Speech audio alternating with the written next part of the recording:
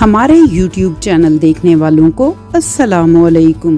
ناظرین و حاضرین، کیا آپ کو پتا ہے کہ سری لنکا دنیا کا پہلا ایسا ملک ہے جہاں ایک عورت کو ملک کی وزیر اعظم بنایا گیا۔ اس ملک میں ہاتھیوں کو بہت عزت دی جاتی ہے، لیکن ہر سال ہزاروں سری لنکن ہاتھی اپنا گھر کیوں چھوڑ رہے ہیں؟ سری لنکا کو اس کے خوبصورت ساحلوں اور خوبصورت سمندری زندگی کے لیے انڈین اوشین کا موتی کہا جاتا ہے۔ اس کے انورادھا پور کے علاقے میں موجود ایک ایسا درخت موجود ہے جو 2300 سال پرانا ہے۔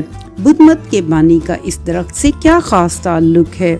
سری لنکن سرزمین پر دنیا کی خوبصورت ترین پہاڑیاں پائی جاتی ہیں، اور کیسے یہ اونچی پہاڑیاں دنیا کی بہترین چائے پیدا کرتی ہیں، اور ہندو بھگوان رام کی بیوی سیتا کو اغوا کر کے راون اسے کہاں لے گیا تھا اور اس کے ساتھ کیا کیا۔ تو آج ہم سیر کریں گے سری لنکا کی اور جانیں گے سری لنکا کے بارے میں کچھ ایسے ہی شاندار اور جاندار حقائق۔ تو ویڈیو شروع کرنے سے پہلے آپ ویڈیو کو لائک اور چینل کو سبسکرائب کر دیں۔ سری لنکا، جس کا سرکاری نام دا democratic socialist republic of Sri Lanka ہے۔ سری لنکا کا اصل نام لنکا تھا۔ ہندوؤں کی مقدس کتاب رامائن میں لنکا کا ذکر موجود ہے۔ ہندو بھگوان رام کی بیوی سیتا کو راون نے اغوا کیا، اور اسے اغوا کر کے وہ جہاں لے کر گیا وہ لنکا، جس کا نام آج سری لنکا ہے۔ سری سنسکرت کا لفظ ہے جو کسی کو عزت دینے کے لیے اس کے نام کے ساتھ لگایا جاتا ہے، اور ایسے ہی لنکا کی اہمیت کے پیش نظر لنکا کا نام سری لنکا ہو گیا۔ سری لنکا جنوبی ایشیا میں واقع ایک جزیرہ نما ملک ہے جو ہندوستان کے جنوبی ساحل کے قریب ایک جزیرہ ہے۔ یہ بحر ہند میں واقع ہے اور اس کی سرحدیں صرف سمندر سے ملتی ہیں۔ سری لنکا کی آب و ہوا ٹراپک کے قریب ہے، جس کی وجہ سے یہاں گرم اور مرطوب موسم پایا جاتا ہے۔ یہاں یا تو گرمی ہوتی ہے یا پھر بارش، اور موسم برسات مئی سے دسمبر تک ہوتا ہے۔ یہ موسلا دھار بارشیں اور سمندری ہوائیں زراعت اور خاص طور پر چاول اور چائے کی فصلوں کے لیے بہت اہم ہیں۔ سری لنکا میں ہوا کی نمی کا تناسب 70 سے 90% ہے، جس کی وجہ سے یہاں کی فضا میں تازگی محسوس ہوتی ہے۔ ملک کی زیادہ تر زمین پہاڑی ہے۔ ملک کی سب سے اونچی پہاڑی پادما سیریا ہے، جو تقریباً 2524 میٹر اونچی ہے۔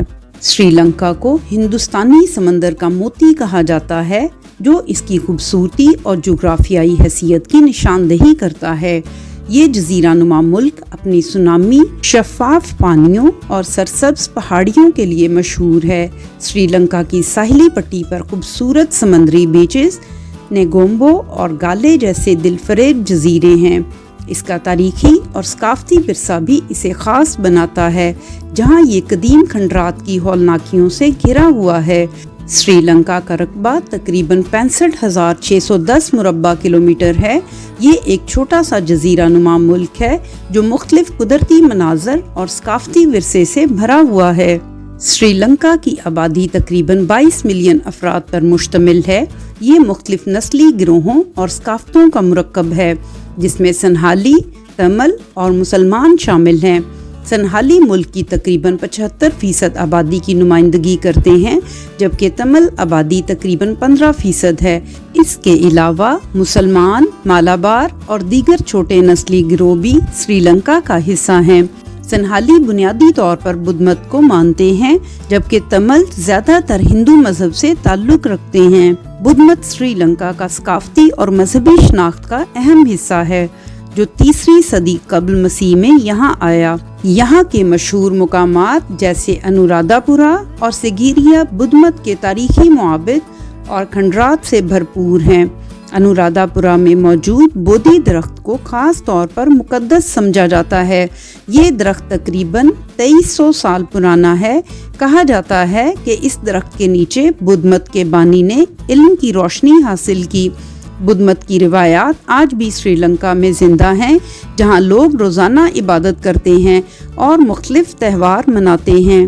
سری لنکا کو چائے کی جنت کہا جاتا ہے، جہاں دنیا کی بہترین چائے پیدا ہوتی ہے، خاص طور پر سیلون بلیک ٹی، جو اپنی خوشبو اور ذائقے کے لیے پہچانی جاتی ہے۔ یہ چائے عام طور پر بلند پہاڑی علاقوں میں اگائی جاتی ہے، جہاں کی آب و ہوا اور مٹی چائے کی بہترین اقسام کے لیے مثالی ہیں۔ سری لنکا کا جھنڈا سبز، نارنجی اور سرخ رنگوں سے مزین ہے، جس میں ایک سنہری شیر بھی شامل ہے جس کے ہاتھ میں تلوار ہے۔ یہ شیر ملک کی طاقت اور قوم پرستی کی علامت ہے۔ جھنڈے کی سرخ پٹی بدھ مت کی روایات کی علامت ہے، جبکہ سبز پٹی مسلم کمیونٹی کی نمائندگی کرتی ہے۔ سری لنکا کا دارالحکومت کولمبو ہے، جو ملک کا سب سے بڑا شہر ہونے کے ساتھ ملک کے اقتصادی اور تجارتی مرکز کے طور پر جانا جاتا ہے۔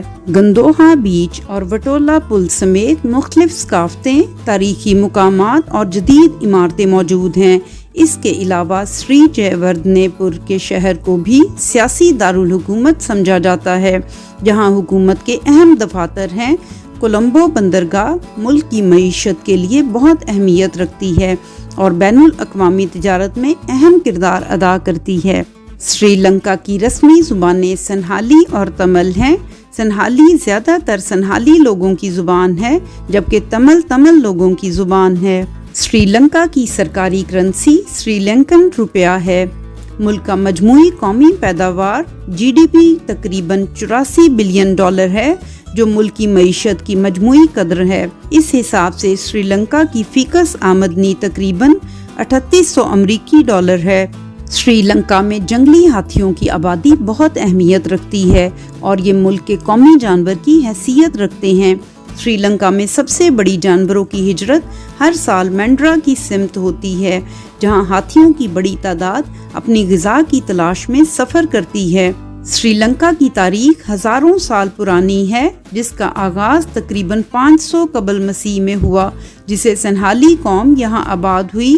3 صدی قبل مسیح میں بدھ مت سری لنکا آیا، جس نے ملک کی ثقافت اور معاشرت پر گہرے اثرات مرتب کیے۔